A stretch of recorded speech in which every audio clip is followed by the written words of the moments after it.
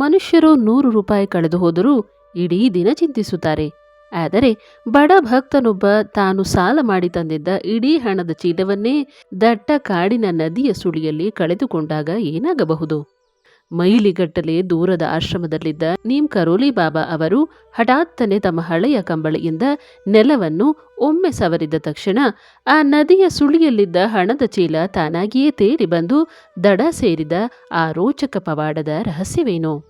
ಅಷ್ಟೇ ಅಲ್ಲ, ತನ್ನ ಮಗನಿಗೆ ತೀವ್ರವಾದ ಮೂತ್ರಪಿಂಡದ ಕಾಯಿಲೆ ಬಂದು ವೈದ್ಯರು ಇನ್ನು ಇವನು ಬದುಕುವುದು ಅಸಾಧ್ಯ ಎಂದು ಕೈಚೆಲ್ಲಿದಾಗ ಆಶ್ರಮದಲ್ಲಿದ್ದ ಬಾಬಾ ಅವರು ಬರೀ ಒಣಗಿದ ತೆಂಗಿನಕಾಯಿಯ ನೀರನ್ನು ನೀಡಿದ ತಕ್ಷಣ 100 ಮೈಲಿ ದೂರದಲ್ಲಿದ್ದ ಮಗುವಿನ ಕಾಯಿಲೆ ಸಂಪೂರ್ಣ ಮಾಯವಾಗಿ ಮರುಜೀವ ಪಡೆದ ಆ ನಂಬಲಾಗದ ಪವಾಡದ ಕಥೆ ನಿಮಗೆ ಗೊತ್ತೇ?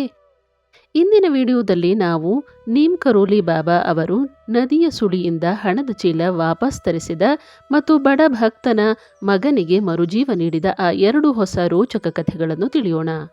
ನೀವಿನ್ನೂ ನಮ್ಮ ಚಾನಲ್ಗೆ ಸಬ್ಸ್ಕ್ರೈಬ್ ಆಗಿಲ್ಲ ಅಂದರೆ ಈಗಲೇ ಸಬ್ಸ್ಕ್ರೈಬ್ ಮಾಡಿಕೊಳ್ಳಿ. ಇದು ನೀಮ್ ಕರೋಲಿ ಬಾಬಾ ಅವರು ಆಶ್ರಮದಲ್ಲಿ ಕುಳಿತು ದೂರದಲ್ಲಿದ್ದ ಭಕ್ತನ ಆಸ್ತಿಯನ್ನು ಹೇಗೆ ರಕ್ಷಿಸಿದರು ಎಂಬುದನ್ನು ತೋರಿಸುವ ಅದ್ಭುತ ಕಥೆ. ಒಮ್ಮೆ ಉತ್ತರ ಪ್ರಾಂತ್ಯದ ಬಡ ಭಕ್ತನೊಬ್ಬ ತನ್ನ ಮಗಳ ಮದುವೆಗಾಗಿ ಪಟ್ಟಣದಿಂದ ಸಾಲ ಮಾಡಿ ತಂದಿದ್ದ ಇಡೀ ಹಣದ ಚೀಲವನ್ನು ಹಿಡಿದುಕೊಂಡು ಹಳ್ಳಿಯ ನದಿಯ ದಾರಿಯಲ್ಲಿ ಬರುತ್ತಿದ್ದನು. ದುರದೃಷ್ಟವಶಾತ್ ಕಾಲು ಜಾರಿ ಅವನು ನದಿಯ ಭೀಕರ ಸುಳಿಯ ಹತ್ತಿರ ಬಿದ್ದನು. ಅವನು ಹೇಗೋ ಪ್ರಾಣ ಉಳಿಸಿಕೊಂಡು ದಡ ಸೇರಿದರೂ ಅವನ ಇಡೀ ಜೀವನದ ಆಸರೆಯಾಗಿದ್ದ ಆ ಹಣದ ಚೀಲ ನದಿಯ ಆಳವಾದ ಸುಳಿಯೊಳಗೆ ಮುಳುಗಿ ಹೋಯಿತು. ಮದುವೆ ನಿಂತು ಹೋಗುತ್ತದೆ ಎಂದು ಇಡೀ ಕುಟುಂಬ ಕಣ್ಣೀರು ಹಾಕುತ್ತಾ ಕೈಂಚಿ ಧಾಮ್ ಆಶ್ರಮದಲ್ಲಿದ್ದ ಬಾಬಾರನ್ನು ನೆನೆದು ಅಳುತ್ತಿದ್ದರು. ಅದೇ ಸಮಯದಲ್ಲಿ ಆಶ್ರಮದಲ್ಲಿ ಮಲಗಿದ್ದ ಬಾಬಾ ಅವರು ಹಠಾತ್ತನೆ ಎದ್ದು ಕುಳಿತು ಕಣ್ಣು ಮುಚ್ಚಿ ತಮ್ಮ ಹಳೆಯ ಕಂಬಳಿಯಿಂದ ನೆಲವನ್ನು ಒಮ್ಮೆ ಜೋರಾಗಿ ಸವರಿ ಗಂಭೀರ ಧ್ವನಿಯಲ್ಲಿ ಹೇಳಿದರು, ಗಂಗಾಮಾತೆ, ಅವನು ಬಡವ, ಅವನ ಮಗಳ ಮದುವೆಯ ಹಣವನ್ನು ಮರಳಿ ಕೊಡು. ಇತ್ತ ಹಳ್ಳಿಯ ನದಿಯಲ್ಲಿ ಇಡೀ ಜಗತ್ತೇ ಬೆಚ್ಚಿ ಬೀಳುವ ಪವಾಡ ನಡೆದಿತ್ತು. ನದಿಯ ಆಳವಾದ ಸುಳಿಯೊಳಗೆ ಮುಳುಗಿದ್ದ ಆ ಭಾರವಾದ ಹಣದ ಚೀಲ ಇದ್ದಕ್ಕಿದ್ದಂತೆ ಯಾವುದೇ ಹಾನಿಯಾಗದೆ ತಾನಾಗಿಯೇ ನೀರಿನ ಮೇಲಕ್ಕೆ ತೇಲಿ ಬಂದು ಆ ಭಕ್ತ ಕುಳಿತಿದ್ದ ದಡದ ಮೇಲಕ್ಕೆ ಬಂದು ಬಿದ್ದಿತು.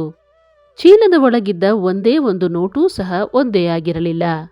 ಕೆಲವು ದಿನಗಳ ನಂತರ ಆ ಭಕ್ತ ಆಶ್ರಮಕ್ಕೆ ಬಂದಾಗ ಬಾಬಾ ನಗುತ್ತಾ ಹೇಳಿದರು, ಅಲ್ಲಿ ನದಿಯ ಸುಳಿಯಿಂದ ನಿನ್ನ ಹಣದ ಚೀಲವನ್ನು ಹೊರಗೆ ಎಳೆಯಲು ನಾನು ಕಂಬಳಿ ಸವರಬೇಕಾಯಿತು. ಇದನ್ನು ಕೇಳಿ ಆ ಭಕ್ತನ ಕಣ್ಣುಗಳಲ್ಲಿ ಆನಂದ ಬಾಷ್ಪ ಹರಿಯಿತು. ಒಣಗಿದ ತೆಂಗಿನಕಾಯಿ ನೀರಿನಿಂದ ಮಗುವಿಗೆ ಮರುಜೀವ ನೀಡಿದ ಲೀಲೆ. ಬಾಬಾ ಅವರು ಮೃತ್ಯುವಿನ ದವಡೆಯಿಂದ ತನ್ನ ಭಕ್ತರ ಮಕ್ಕಳನ್ನು ಹೇಗೆ ರಕ್ಷಿಸುತ್ತಿದ್ದರು ಮತ್ತು ವೈದ್ಯಕೀಯ ವಿಜ್ಞಾನಕ್ಕೆ ನಿಲುಕದ ಪವಾಡಗಳನ್ನು ಎಷ್ಟು ಸರಳವಾಗಿ ಮಾಡುತ್ತಿದ್ದರು ಎಂಬುದಕ್ಕೆ ಈ ಮುಂದಿನ ಕಥೆ ಮತ್ತೊಂದು ಸಾಕ್ಷಿ. ಒಮ್ಮೆ ಉತ್ತರ ಪ್ರದೇಶದ ಹಳ್ಳಿಯೊಂದರ ಬಡ ಭಕ್ತನ 8 ವರ್ಷದ ಮಗನಿಗೆ ತೀವ್ರವಾದ ಮೂತ್ರಪಿಂಡದ ಕಾಯಿಲೆ ಬಂದು ಮಗು ಪ್ರಜ್ಞೆ ಕಳೆದುಕೊಂಡಿತ್ತು.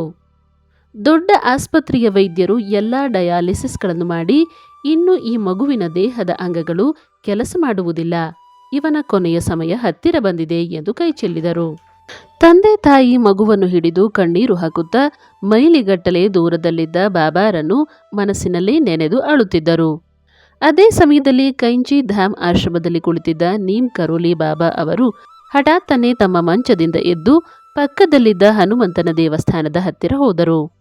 ಅವರು ಅಲ್ಲಿ ದೇವರಿಗೆ ನೈವೇದ್ಯ ಮಾಡಿ ಇಟ್ಟಿದ್ದ ಒಂದು ಒಣಗಿದ ಹಳೆಯ ತೆಂಗಿನಕಾಯಿಯನ್ನು, ಅಂದರೆ ಕೊಬ್ಬರಿಯ ಕಾಯಿಯನ್ನು ತೆಗೆದುಕೊಂಡು ಅದರ ಪವಿತ್ರ ನೀರನ್ನು ಒಂದು ಸಣ್ಣ ಲೋಟಕ್ಕೆ ಹಾಕಿ ಆಸ್ಪತ್ರೆಯ ದಿಕ್ಕಿಗೆ ಚಿಮುಕಿಸಿ ಹೇಳಿದರು, ಹೋಗು, ಈ ತೀರ್ಥದಲ್ಲಿ ಹನುಮಂತನ ಪ್ರಾಣಶಕ್ತಿ ಇದೆ.